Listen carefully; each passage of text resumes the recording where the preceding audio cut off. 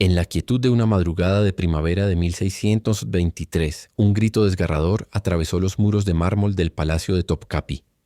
No era el sonido de la guerra ni el lamento de un prisionero. Era la voz de la princesa Fatma Sultan, de tan solo 15 años, cuyo dolor llenó los pasillos del palacio. Los guardias y eunucos retrocedieron con miedo, incapaces de intervenir, pues estaba prohibido. Aquel grito no era solo una muestra de sufrimiento, era la señal de un ritual oculto, el precio que todas las hijas del sultán estaban obligadas a pagar. Durante siglos, un antiguo rito matrimonial se mantuvo en secreto, borrado de los registros oficiales. Oscuro, doloroso y refinado, este proceso permaneció oculto hasta que en 2019 fueron hallados documentos confidenciales en los archivos de Estambul. Durante generaciones, el mundo creyó que las princesas otomanas vivían rodeadas de lujo, sedas, joyas y servidumbre sin límites. Pero detrás de esos muros dorados no había un sueño, sino una pesadilla. Muchas jóvenes llegaron a rezar por la muerte antes que enfrentar la noche de bodas. Y ahora, ustedes y yo seremos testigos de esta verdad silenciada. Suscríbanse y escriban en los comentarios qué destino real desean que se revele después. María Antonieta, Cleopatra, Ana Bolena.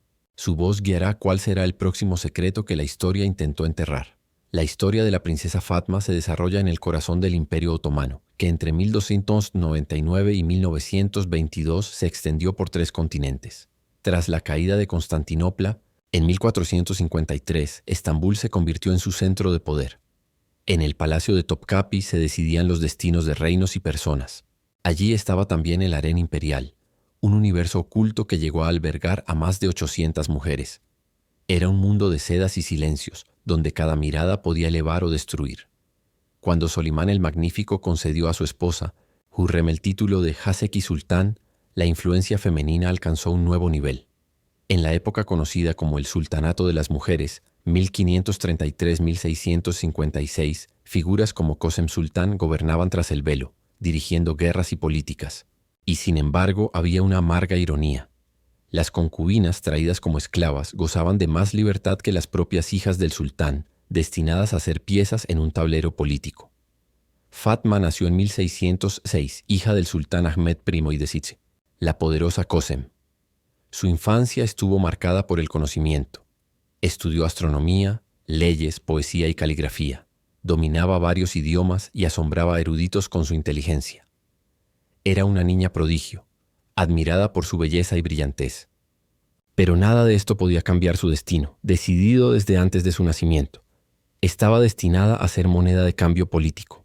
Su esposo sería Kara Mustafa Pasha, un comandante 20 años mayor, veterano de guerras contra Persia, para quien el matrimonio era un paso hacia el poder.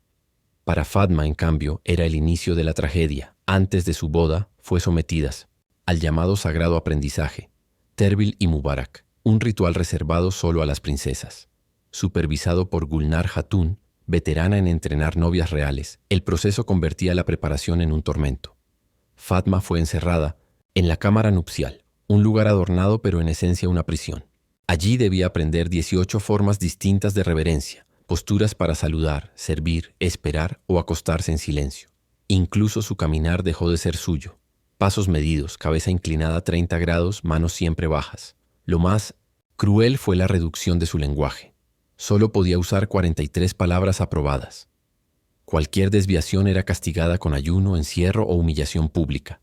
Su obediencia era juzgada por un tribunal de mujeres y eunucos, presidido incluso por su propia madre, Kösem, que no la veía como hija, sino como pieza de poder. En los sótanos del palacio, copias de las habitaciones nupciales se usaban para ensayos aterradores.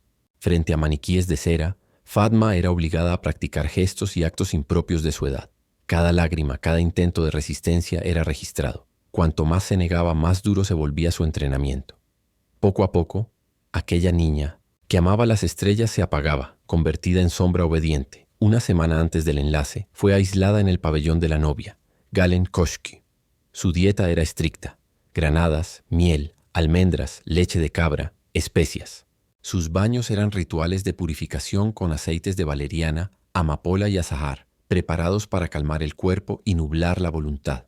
En las paredes, tapices mostraban imágenes de esposas sumisas. Espejos venecianos obligaban a Fatma a observarse sin descanso. La práctica de Muraqaba, antes espiritual, aquí se convertía en arma psicológica. Así comprendió que ya no se pertenecía a sí misma. Su cuerpo, su voz, su mente eran propiedad del imperio. El 15 de marzo de 1623, Estambul celebró con procesiones, música y banquetes. Para la multitud era un día glorioso. Para Fatma, el Ilonset, preludio del horror. Sentada en silencio, sufría temblores, sudor frío y ataques de pánico. Mientras la ciudad brillaba, dentro de ella solo crecía el miedo. El pabellón nupcial tenía 3 niveles: purificación, sometimiento y consumación. En el primero, Fatma fue bañada en aguas perfumadas y cubierta con ungüentos que adormecían su voluntad. En el segundo la vistieron con un traje blanco bordado en oro y perlas. Bajo su esplendor era una jaula, corona pesada, joyas restrictivas, zapatos que ralentizaban sus pasos. Mientras tanto, Kara Mustafa era instruido en técnicas de dominio y humillación. En el tercer nivel, la cámara de consumación estaba decorada con escenas de conquistas militares. Cada detalle reforzaba la idea de que la boda no era unión, sino victoria. Esa noche, el cuerpo de Fatma temblaba mientras su mente huía.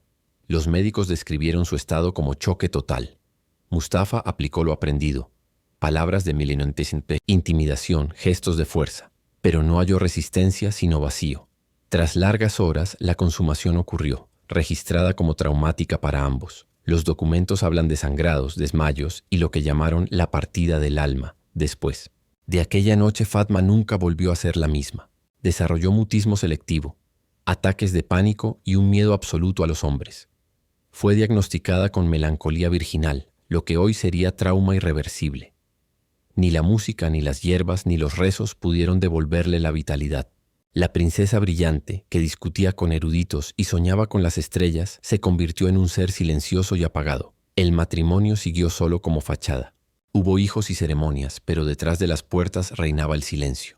Mustafa se refugió en campañas militares y en el opio, intentando escapar de la culpa.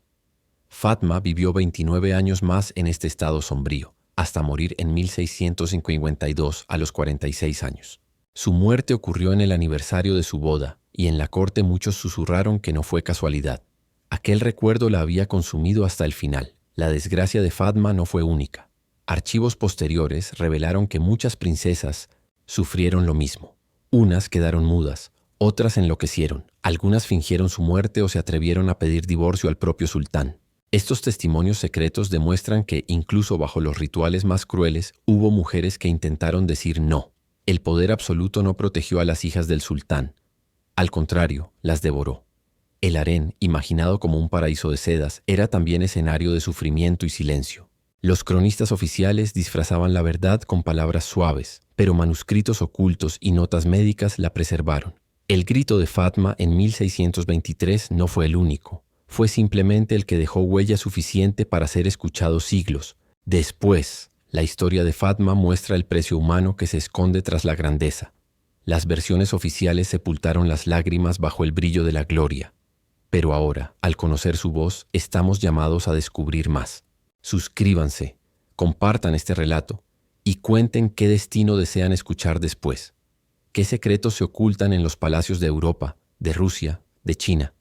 Solo conociendo estas verdades podremos devolver la voz a las mujeres silenciadas por la historia.